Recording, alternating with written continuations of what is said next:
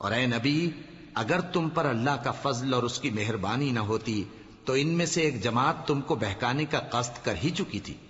اور یہ اپنے سوا کسی کو بہکا نہیں سکتے اور نہ تمہارا کچھ بگاڑ سکتے ہیں۔ اور اللہ نے تم پر کتاب اور حکمت نازل فرمائی ہے اور تمہیں وہ باتیں سکھائی ہیں جو تم نہیں جانتے تھے، اور تم پر تو اللہ کا بڑا فضل رہا ہے۔ ان لوگوں کی بہت سی سرگوشیاں اچھی نہیں،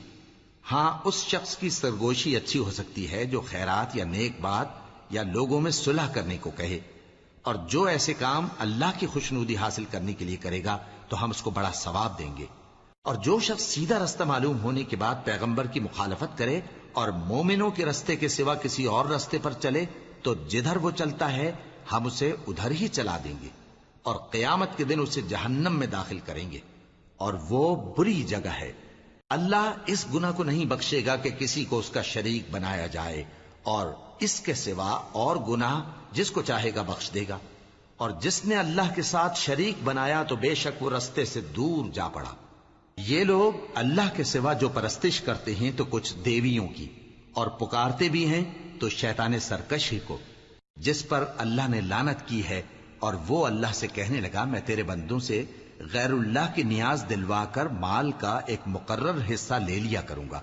اور ان کو گمراہ کرتا اور انہیں امیدیں دلاتا رہوں گا، اور یہ سکھاتا رہوں گا کہ جانوروں کے کان چیرتے رہیں، اور انہیں سمجھاتا رہوں گا تو وہ اللہ کی بنائی ہوئی صورتوں کو بگاڑتے رہیں گے۔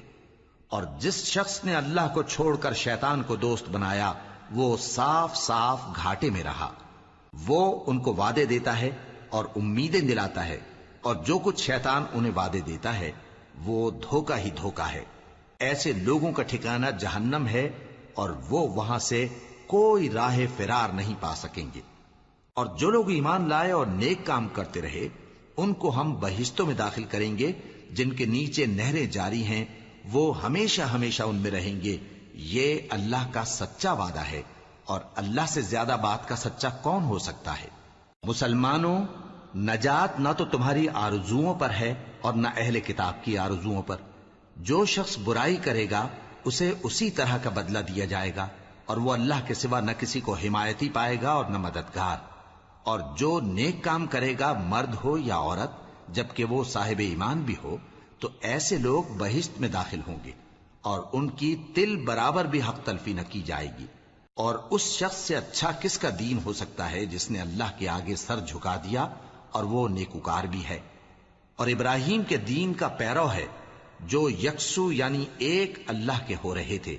اور اللہ نے ابراہیم کو اپنا دوست بنایا تھا۔